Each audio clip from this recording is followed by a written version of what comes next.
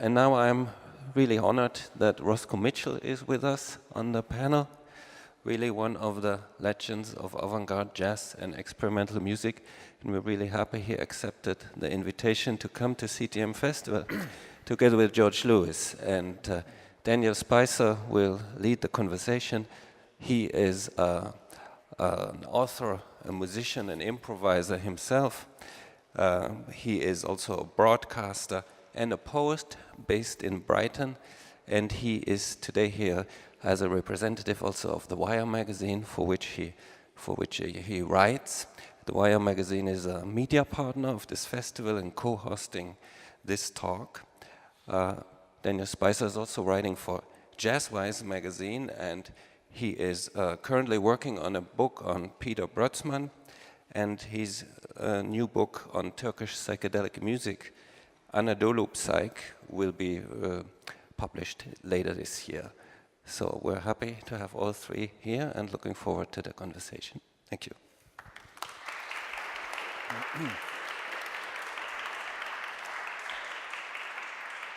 Thank you. Can you hear me okay? Yes. Great. It's going to be a tough act to follow George's speech, his lecture. It was fascinating stuff. I'd like to talk for a while a little bit more about Voyager and some other aspects of your careers and your work.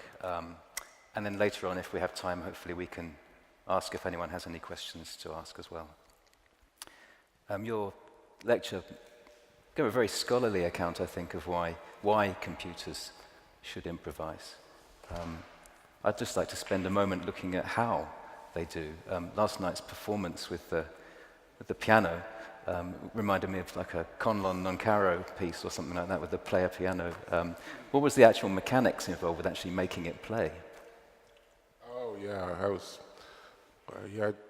God, you know, I tried to talk about that, but I'll maybe give another version of it. I mean, the mechanics of it, yeah, you know, I don't know, in a way, what's the easiest way to do this without boring everybody? Let's see, how do I do this? You know, when you try to get these things to, let's talk about two parts. You have to construct a player and you have to construct a listener. And then you have to connect them so that the player acts on what it, quote, hears, okay? So those are the three things that have to be done. You know, you got the player part, and you got to connect them up. So the player part comes down to what you think music is, and it's always domain specific. In other words, it may be a very wide domain, but you know, it's based on your conception. You're composing a composer, if you will, or improvising an improviser, or whatever, okay? So you think about the usual things, melodies, harmonies, rhythms, timbres, durations, or you sort of have to break those down to the component parts. And then you want to have a rich enough description of this music so that many different people could play with it. So it can't be too tied to one ideology or one theory or aesthetic of music. Although you will find yourself, as I said earlier in the talk, communities of practice, communities of culture inform all software. So you got to think of it like that. And including the listening software, which comes next. What do you listen for? Well, I think of it in these terms: high and low pitch, soft and loud volume, fast and slow, and dense and sparse. So it's a lot more complicated than that, but basically it's listening for those four things, constructing a sort of a feature, a map of what it's hearing at that moment, and then it sends that to the player, rather the player can look at that, like a little blackboard, or like a board with the schedules of trains on it or something, and it sort of see what it thinks is happening out there and decide how it wants to respond and on which level it wants to respond. Like it could respond to pitch, but not to duration, for example, or something like that. Or it might if you play short notes, it might decide to play the opposite. So that's basically what goes on. And then the thing, it plays the piano, or as you heard earlier, it played orchestras of electronic instruments. So that's fundamentally what's going on. It's made in a way to be compatible with the kinds of things we have been doing, that is to say, people I've played with over the years for a long time. So I'm hoping that most people, and not all, but most of the people I've played with can play with this thing and make music with it. You were saying that it really doesn't recognize the difference between composition and improvisation. No, how could it? Yeah, sure. And I think you wrote somewhere that one is fast and the other is slow, and that's all there is to it. That was in the old days. Yeah. I like Nicholas Cook's version better. He said it's all improvisation, but the difference is whether you're doing it online or offline. So yeah, that's I've read that recently. I think that describes it more for me. It's interesting too, because that, Roscoe, I think links back to some of the quite explicit aims you had when you set out in the mid-60s with the ASEM to break down the distinctions between composition and improvisation, and looking at spontaneous composition, that kind of thing. I'm having a little trouble hearing you clearly because there's a lot of echo on your voice and so on. Echoey, yeah. I think you said something about when we got together earlier with the AACM and we defined composition and improvisation, or? Well, certainly exploring the boundary between those two. Yes. Yeah. Well, let's just say what I think about improvisation is it's composition in real time. So what I do is I study both improvisation and composition as parallels. I view it sort of as like if you're sitting at home and writing a piece and you have an idea that you think you like but you're not sure, you can say, okay, I'll wait till tomorrow and see how I feel about this. Okay? So improvisation to me is a speeded up version of composition. When you get down to only one way to go, something is wrong. There should always be several choices to make. So you're kind of like honing your skills so you're able to take what you do when you're sitting at home writing into a speeded up version that you can do in real time. Sure. And you were saying that last night was possibly the first time you've played with Voyager in 25 years, something like that. And did you enjoy it? Was it good fun? Oh, absolutely. I mean, I've always enjoyed getting together with George. I've watched him go from Radio Shack to, I don't know, I mean, all these complicated systems and so on. And last night I thought Voyager really played very well. So. Yeah. Well, there were quite long periods where you sat out and listened to the piano looking like it was playing itself, which was funny when you went off stage as well. I wonder if, does Voyager have a personality? Does Voyager have a personality? I think it does have a personality. It's certainly been exposed to a lot of things over the years, and it's started to develop its own personality. I thought a long time ago when I played with it that I figured out, I can figure out how to have a conversation with Voyager. I thought by maybe feeding it a little bit, and then see what it does, and then feed it a little bit more and see what it does.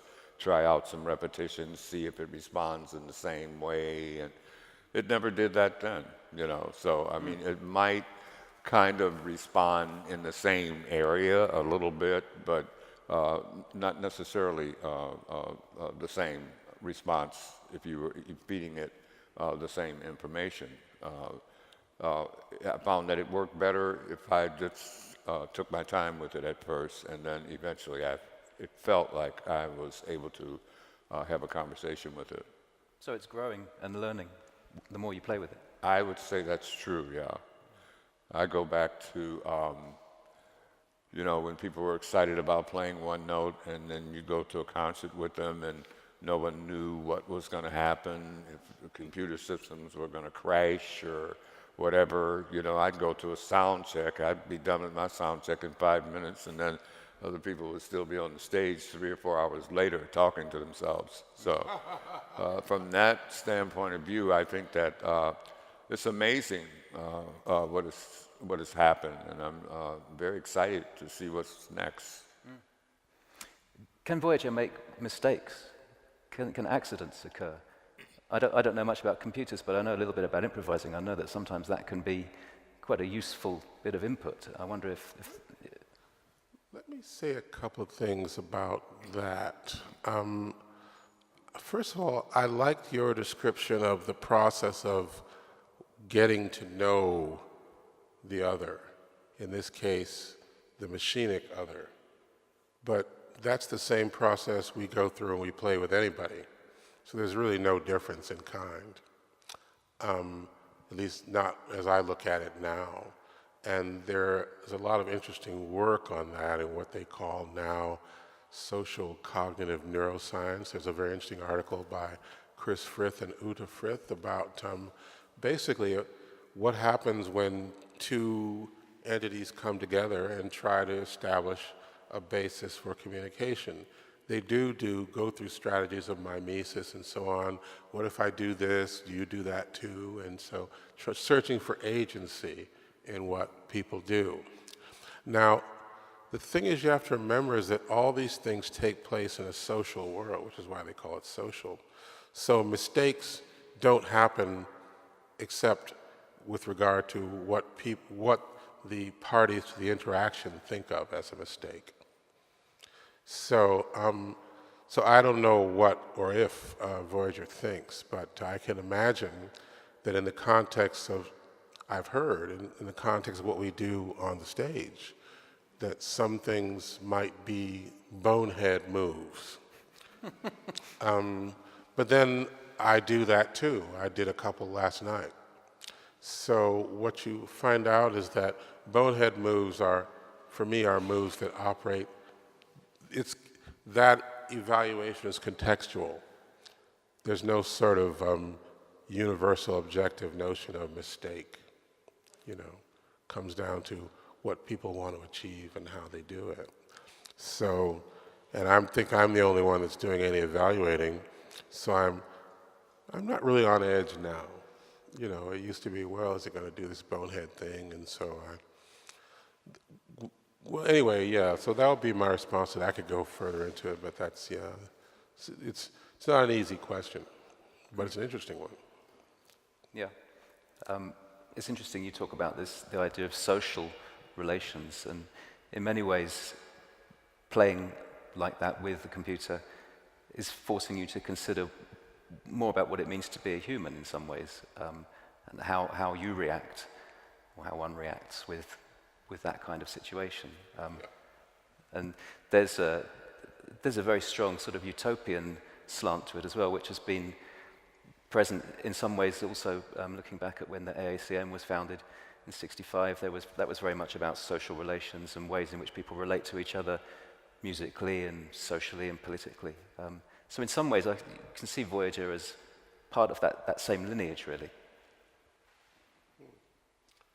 Well, I mean, you could say it's utopian or you could just say it's hopeful. Yeah. You know, I mean, people have to have hope and they have to have a vision for what they want to see in the world. So, and then you take steps to achieve that. Some of those attempts will be aesthetic, some technological, some social, some cultural, political, mixes of all these things. And over the years, I found that a work like Voyager, or the work on Voyager, prompts reflection in all these areas. I suppose it, sorry, go on. No. I was going to say it overlaps possibly as well with the concept of Afrofuturism as well, which is something that's been important in Chicago, I know for that much, you know, not just in music, but in literature as well. And I know you've written about how African American artists have often been excluded from histories about technology in music. And there are great exceptions, you know, Sun Ra was playing the Pfizer organ in the 50s, and Yeah, he seems to be the only one people know about. yeah, yeah.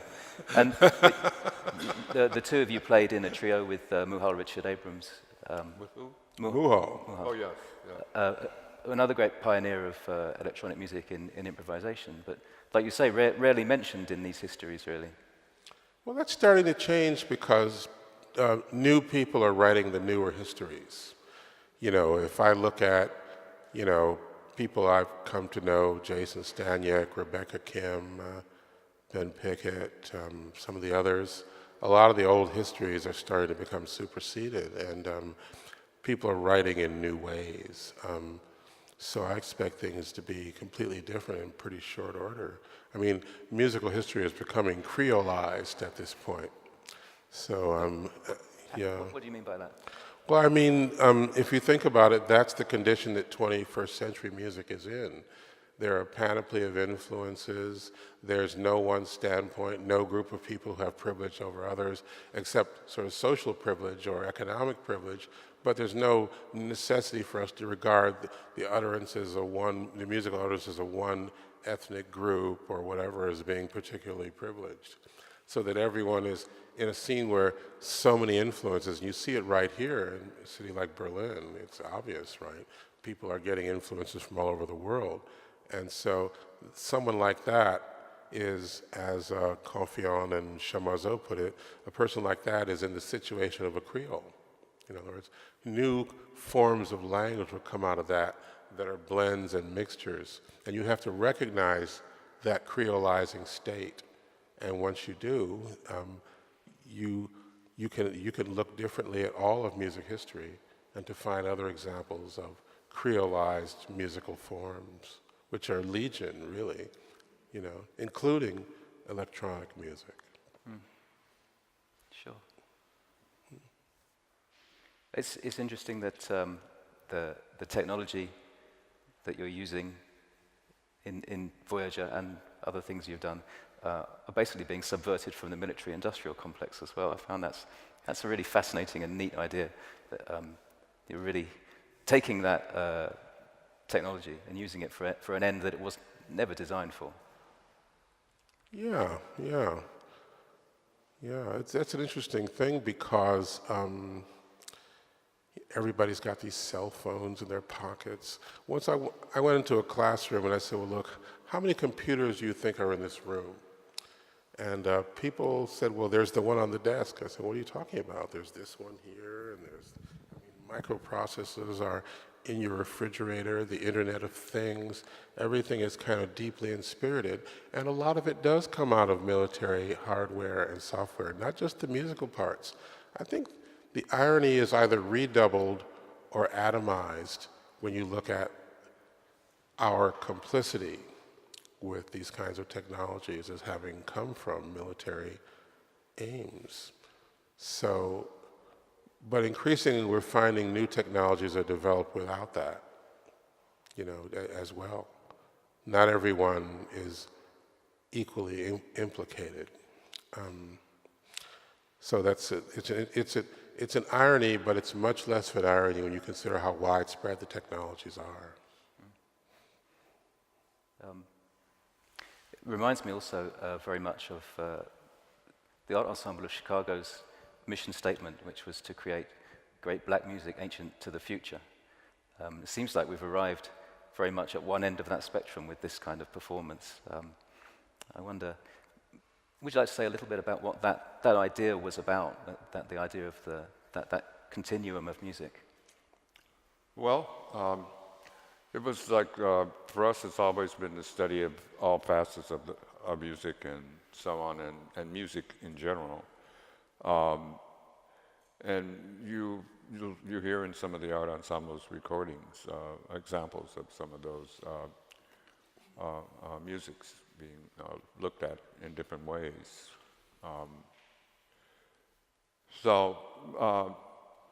From my side, I'm interested in music, just period. You know, I'm excited about all the different things that are happening in music right now.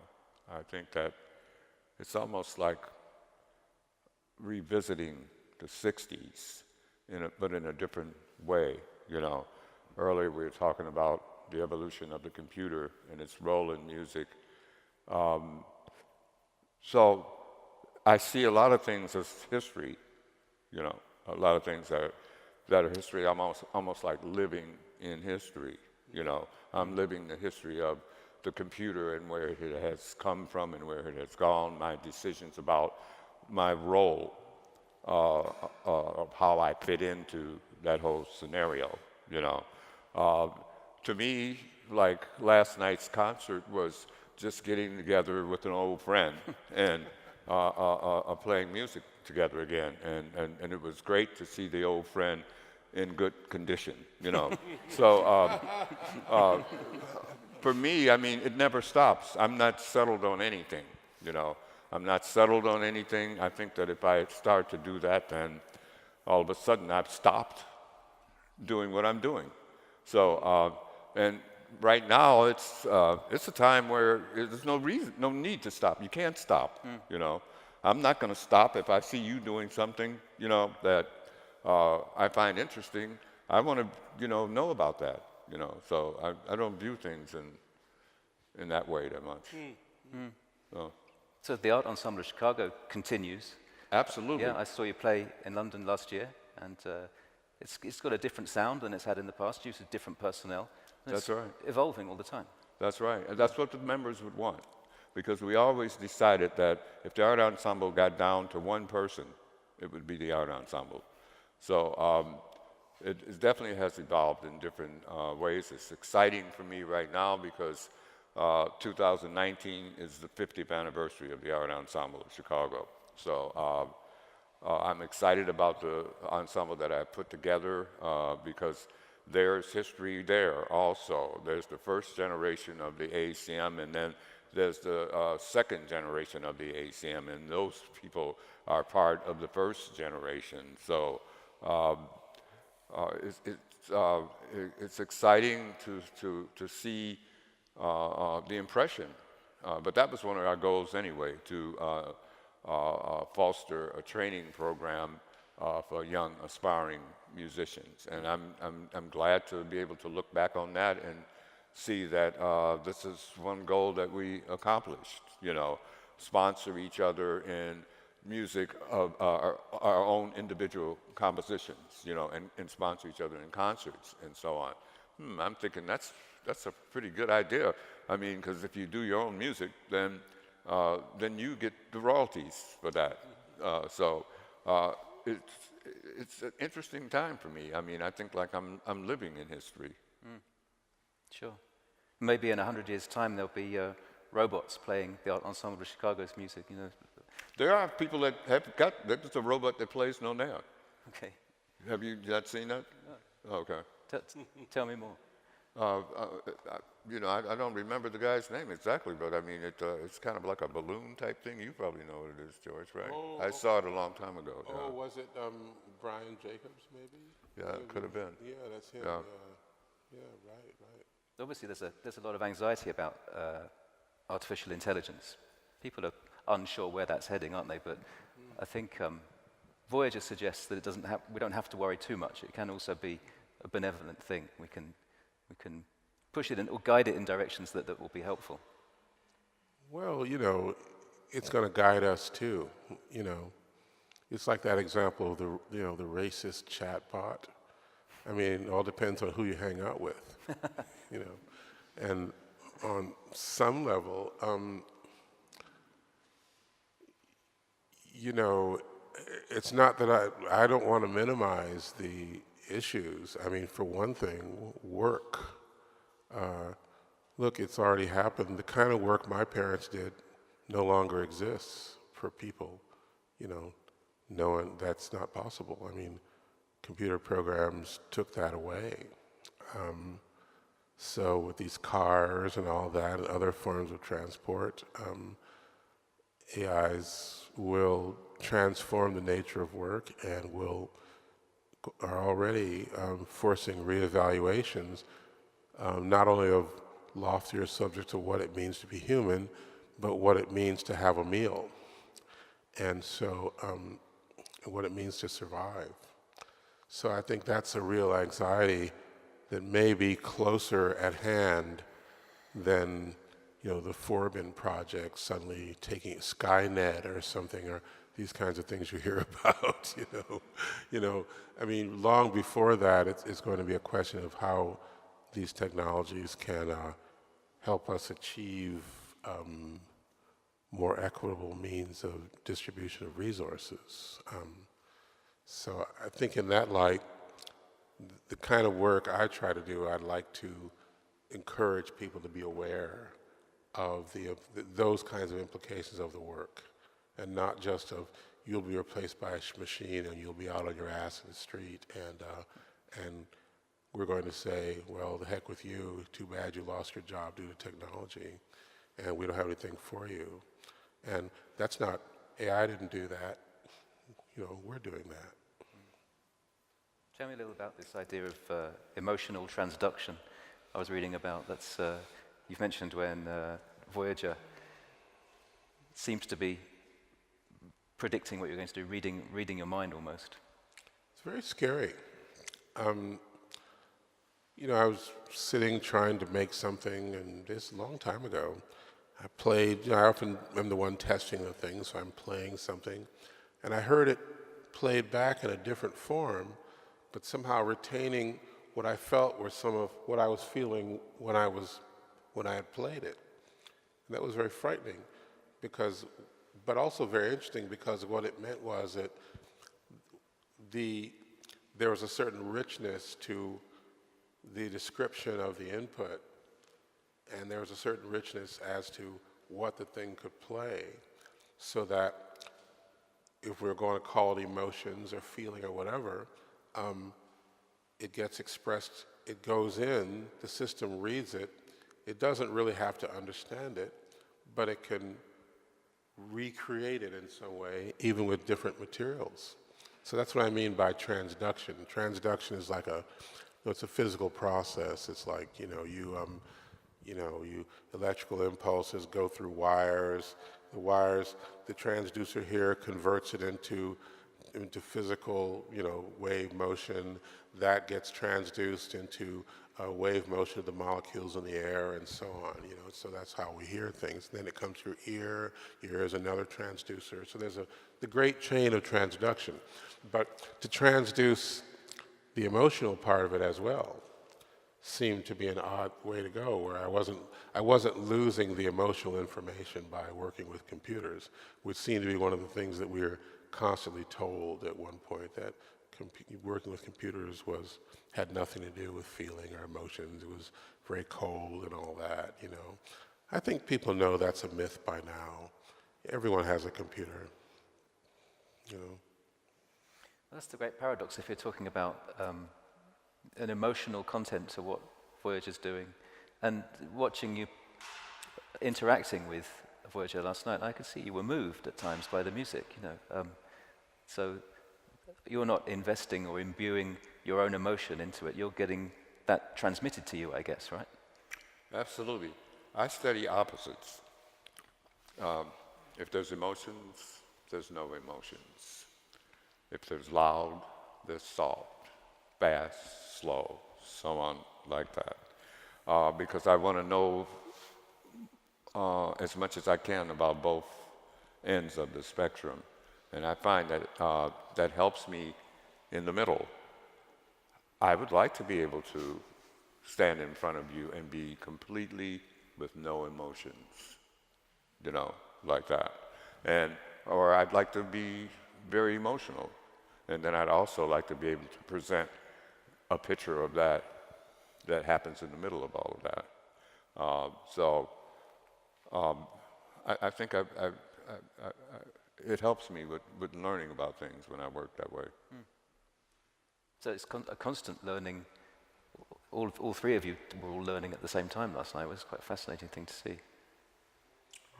Well, you know, I mean, technically speaking, Voyager is not a learning machine. So I just wanted to make sure I wasn't making any claims or allowing claims to be made in that area on my behalf. I mean, it certainly is an adapting machine. It's very adaptable to what's going on musically at the moment. But I think every encounter is a new one from its standpoint. It doesn't retain information from the last encounter. And so it's always the question with these kinds of things is to what kind of information you'd like to retain and what you want to do with it, you know, and you keep this storehouse of information. I mean, computers can record everything. You can store it, you know, storage is kind of infinite at this point, you know. So what do you do with all that and how do you redeploy it? So it's one of the things that a lot of people who are more knowledgeable about these kinds of things than I have been grappling with. Sure. I think I'd like to see if anyone in the audience would like to ask a question at this stage. If you would like to ask a question, please put your hand up. So there's a hand up. Sure, I can see a hand. Thank you so much already. I have a question for Mr. Lewis. When you originally were thinking about Voyager, or maybe I have to ask it another way. Right now, like technology as an actor is very common in social sciences. And, oh, sorry, I'm nervous. And I wanted to ask, were you already aware of these kind of theories back when you originally were thinking about Voyager? No. I mean, we learn as we go. I think what the work did was what artistic work always does. You start to look for context. You start to look for communities, you know, scholarly communities, communities of affect, you know, communities of practice, and you know, it's a research project. And so along the way, yes, I became more aware of the potential implications of the work, but it didn't, and that happens even if I'd been more aware than I was, there would still be a trajectory of growth, I think, you know. So you start from where you are and you move ahead from there.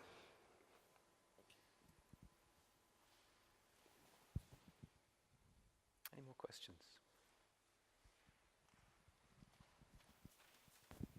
Thank you very much.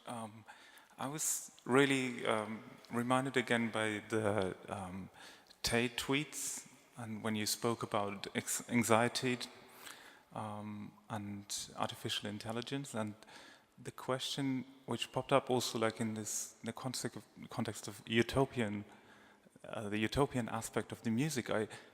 What I felt strongly yesterday in the performance, during the performance, I felt the absence of fear and the absence of anxiety towards the machine, but also like as a maybe in the opposition of anxiety and the relief of the absence of anxiety.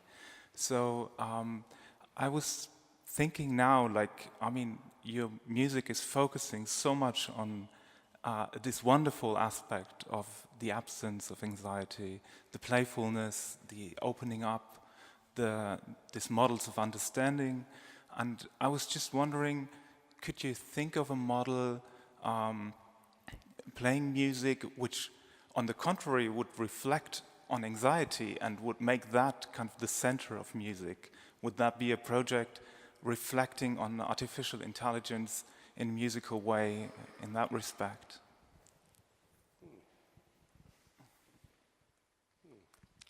Let me see if I get this, okay? You know,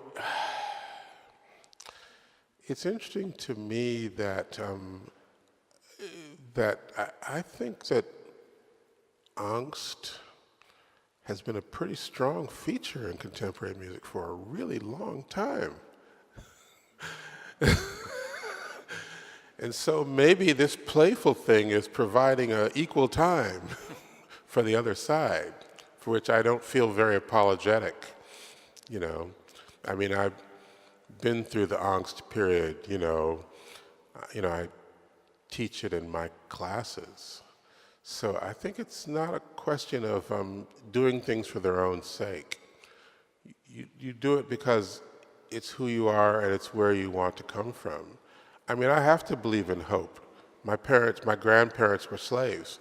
I have to believe in hope. They had plenty of anxiety, and there's still a lot to go around. Maybe we do this music as a means of combating that, you know, rather than trying to express it yet again as a means of, I don't know, an artistic project of some kind, sort of really divorced, that as a kind of a metaphor, just on the basis of, well, you know, if you have this, then you got to have that. Well, no, you don't. Some things you don't want. You know, we hear it all the time. If you have freedom, we must have slavery. No, no, no. Let's keep the freedom. Let's take away the slavery. You know, or you see it on the American television all the time. You know, well, the Earth is round. Well, okay, that's great. And now for the other side.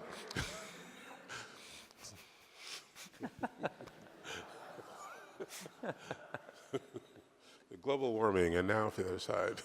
Yeah. Another question, please.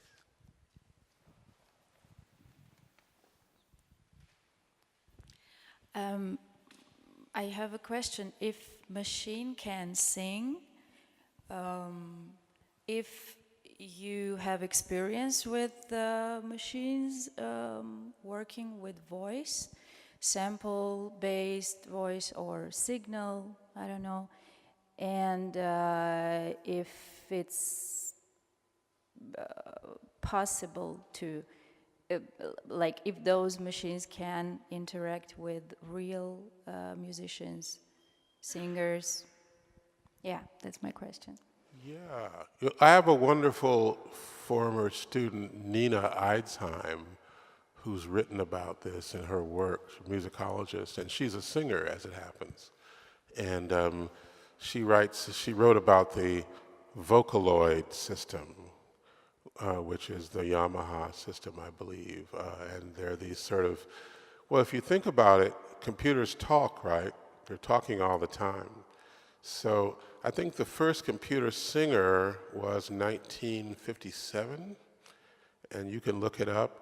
It sang the song, Daisy, Daisy, give me your answer, do. It said it in a sort of computery voice. I think it was made by maybe Max Matthews at Bell Labs, one of the computer pioneers. Then about maybe a decade later, there was Charles Dodge, who made a very ironic piece with a group of singing computers. And the title of the work was The Story of Our Lives. And of course there's, is it Miku Hatsune? This sort of virtual performer, have you seen her? She does these giant, I'm asking the person who asked this question. You've seen that? It's sort of amazing what they do. I would love to be able to sort of have access to that software and to have it sing my kind of stuff. You know, I think it's possible to do. Yeah, at this point, you know, at this point, possibility, you don't ask about that as much. You assume you can do it, and you just get around to doing it.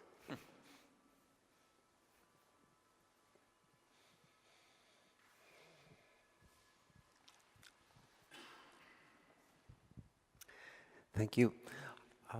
When you, Mr. Lewis, when you first started working with the Voyager and the predecessor computer improviser systems, what was the first musical desire? What did you want to hear that you didn't get before without computers? Oh, that's an interesting question, because I actually wasn't looking for an improvement or progress. First of all, the thing I wasn't getting with computers, I wasn't getting a system that could operate with other people. So I wanted to see if that was possible, you know. And if it was, what would be the implication of that? I have no idea, you know. So, I mean, you could ask that question about anything. I mean, those of you who are, you know, pet devotees, I mean, why do you have a hamster? You know, what do you get out of having a hamster that you can't get out of people? You know, I mean, I don't mean to be flippant about it, but I think the whole sort of human-machine opposition is really overblown, especially now that so many of us have so many devices that we have become part machine ourselves. And so there's no purity there. You know, there's hardly anyone who isn't touched by these technologies and who haven't been transformed by it. So I think more of the operative question is, what do we do with this new nature, who we are? What do we do with this transformation of the human project? I mean, that would be my way of looking at it. But quite apart from that, I did learn a lot of things from playing with the computer programs. It made me think about music in a different way. So there were some differences there, that things I hadn't thought about when I was only playing with people. So it made me think more about how we do this mysterious thing called communication, and about the emotional transduction, which I don't think I would have thought about had it not been for working with computers. Although emotional transduction is not specifically something about computers, it's about communication between human beings, I think, as well.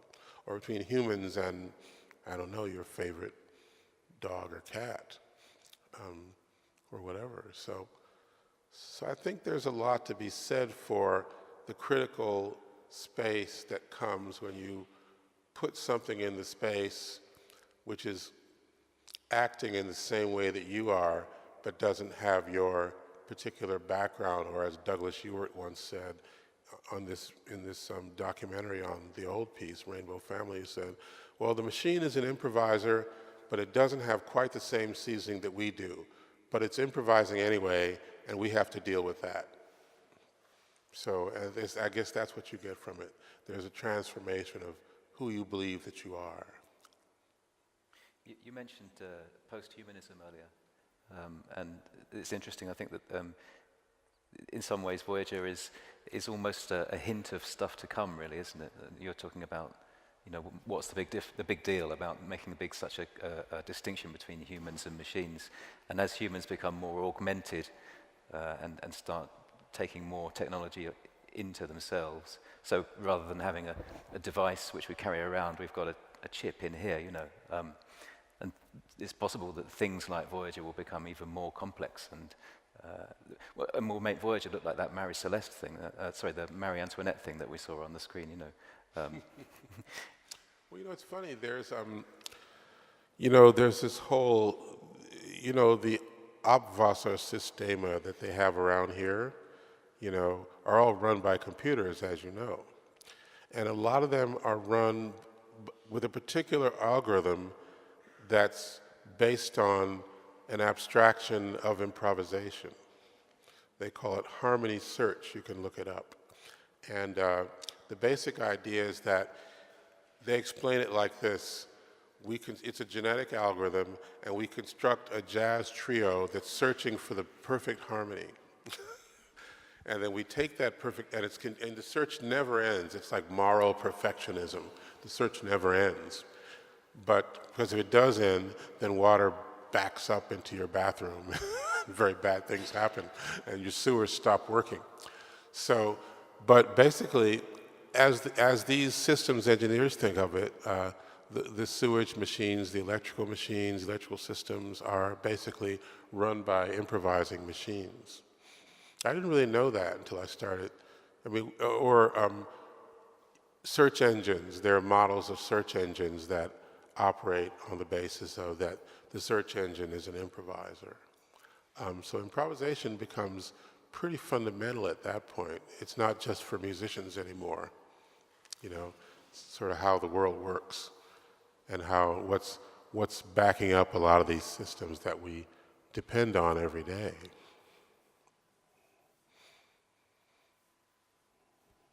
Yeah.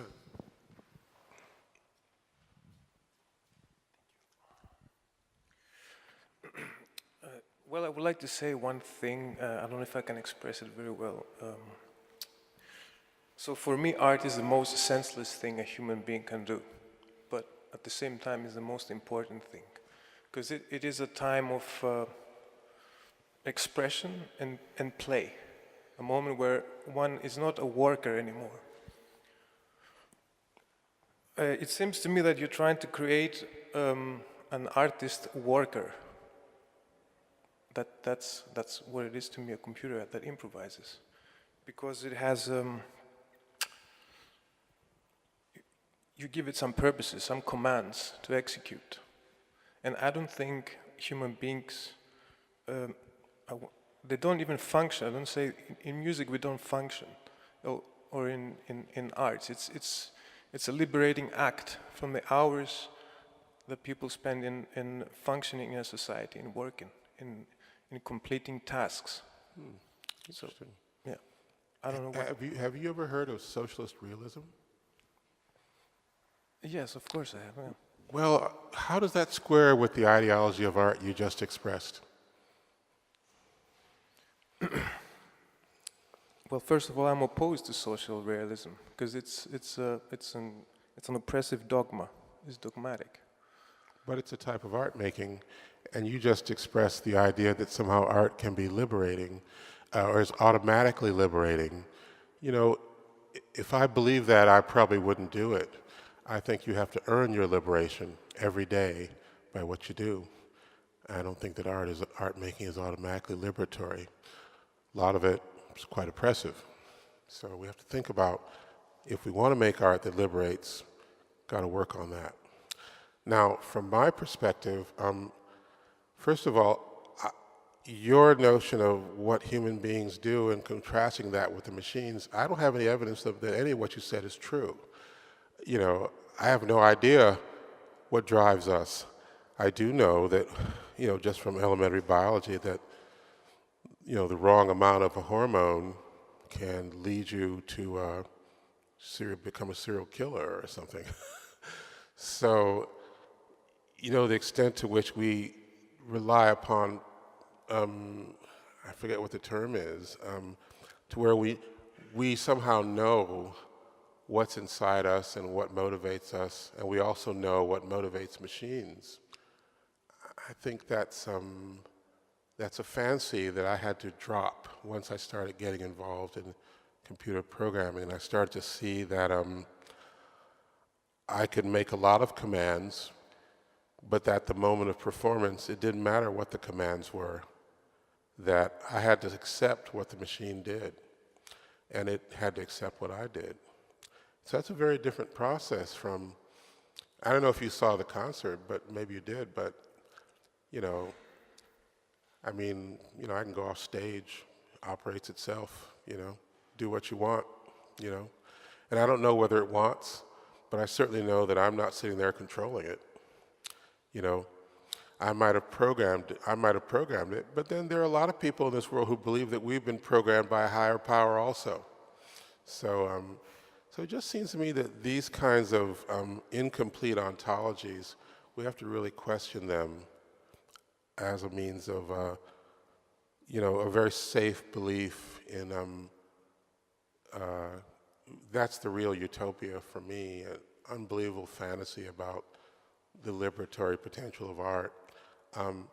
You have to watch that, and any art that we don't like is not liberatory, or we can say it's not liberatory because we don't like it or we're opposed to it. You know, I don't know. It's hard for me to sustain personally. That's, are there other questions about that or something else? I mean, I'm ready to take on all comers at this point. There's a hush. Oh, there's a question there.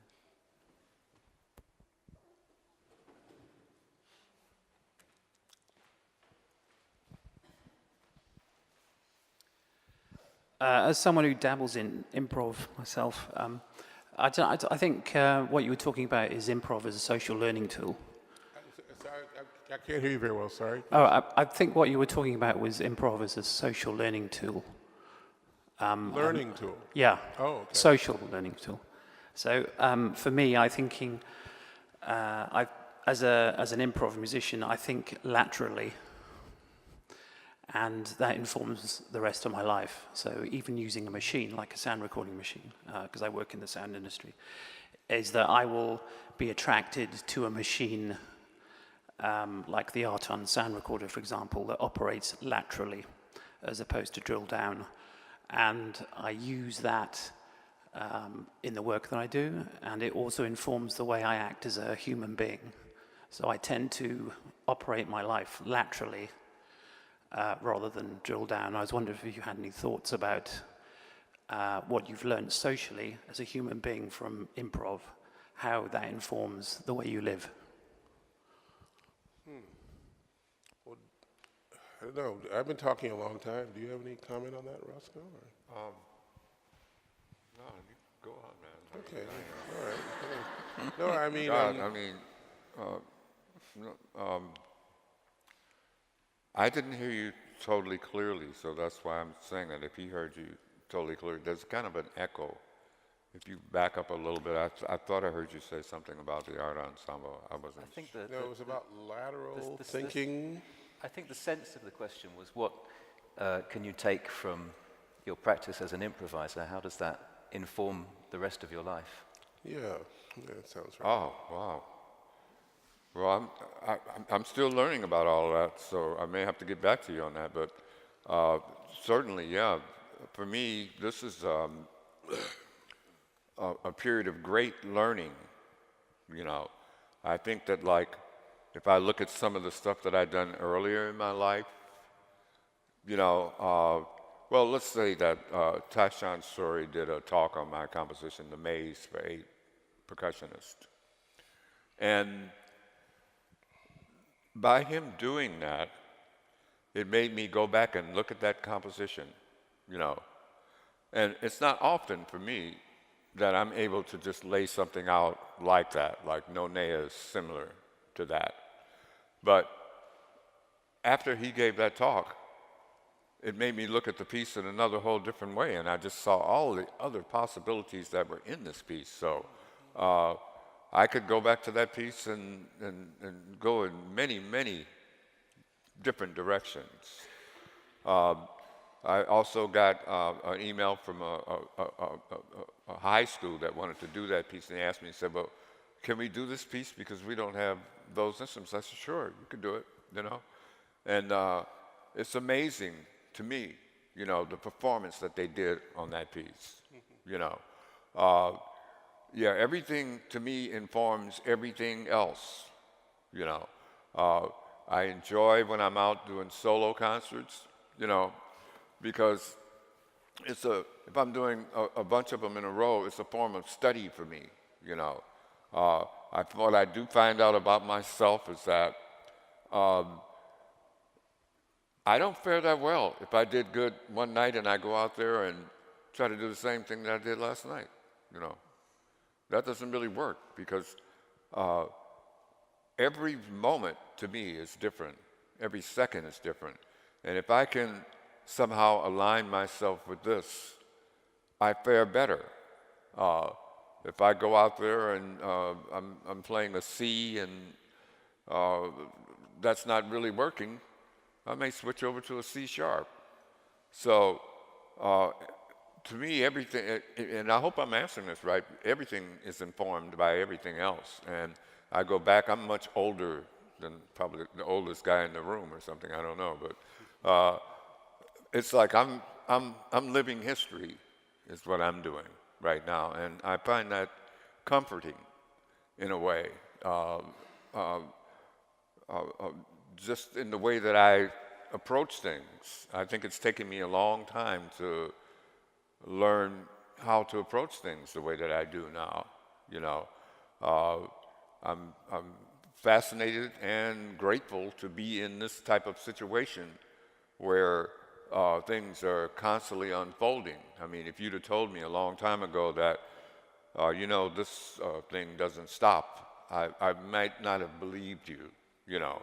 But it really doesn't. It really doesn't stop. I'm totally inspired by the things that are happening in music right now, and all the different things that people are doing.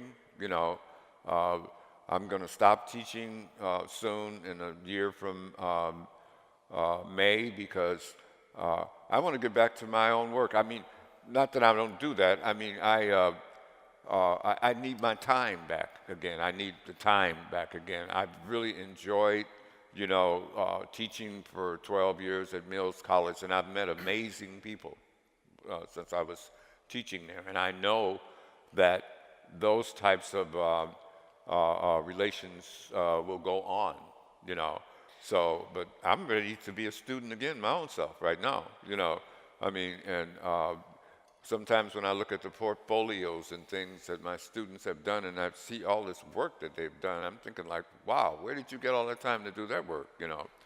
So, yeah, I guess that, yeah, I'm informed, and I remain, you know, being informed. What musicians are you hearing at the moment that are inspiring you? Well, one that you're going to hear about, and that's John McGowan, okay? John McGowan just did a monster solo piece for contrabass clarinet. And he posed an interesting problem for James Fay and myself, you know, because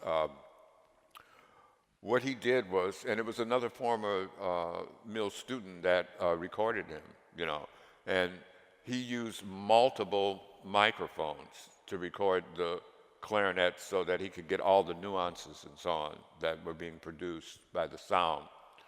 And John came to me, and he also talked to James Fay about it. He said, well, I'm getting this neck made where I can put these microphones and stuff inside of the neck and so on. And so to me, what he captured on this particular record is like, that's one thing in itself. If he does the thing with the neck, it's going to be something different. It's not going to be quite the same. And if he wants to do the thing that he's doing, then he needs to either hire the people that set it up like that when he's touring, you know, so that he can produce that same effect, you know. So, and then I always look at, like, if you can do one thing, then all of a sudden you can do two. I'm talking about that right now, see. I'm talking about something that's perfection and something that you might add to it, and that's another form of perfection. So everything keeps feeding each other as it goes along, you know. And so I would say him, you know. I've had some of my students that when I got off of my conversations for orchestra, where I've taken improvisations done by myself and Craig Tabern and Kaikanju Baku, and turned them into pieces for orchestra. Some are standalone pieces. Some I invite improvisers to join in, and to me, it helps me with my study of the relationships between composition and improvisation. For me, it's like if I invite you to join in, what I'm actually saying to you is come and improvise with Craig Tabern, Kaikanju Baku, and myself. So, and then there's, to me, I'm viewing that as like a continuation of the improvisation. So, I mean, I can take it out of that context and put it into another whole system of study that I'm doing. It helps me to help people in orchestras and so on that want to learn about improvisation. And I'm learning about the process of what it takes to be able to pull them into that. I feel that some of the young composers these days, they're going to be the champions of the people that can make these ideas clear to people. And for me, what it's done, it's given me the opportunity to have multiple performances of these pieces. And so then, for me, if I get one performance of a piece, the only thing I can think about is all the mistakes that I made. But having this opportunity of being able to get multiple performances of these pieces puts everything in a different kind of perspective for me. I've also taken out the problem of if an orchestra records your music you have to pay an enormous amount of money for that, okay? So I put together my own orchestras to record the music. One thing feeds on the other. What I do is I look at, if I'm not happy about something, I look at a way to change it so that I'm happy. So I could go on with this. I think that's enough for now. So. I think we'll all be excited to see what happens next in both of your journeys. Yeah. Thank you for your questions, and please join me in thanking our guests today, Roscoe Mitchell and George Lewis.